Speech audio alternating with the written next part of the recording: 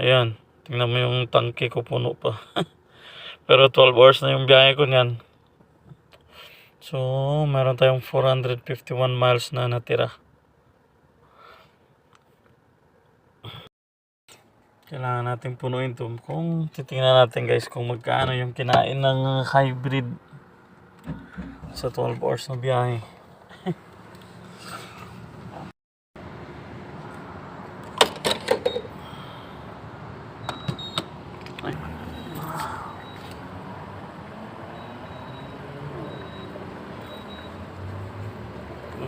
Kinain ito.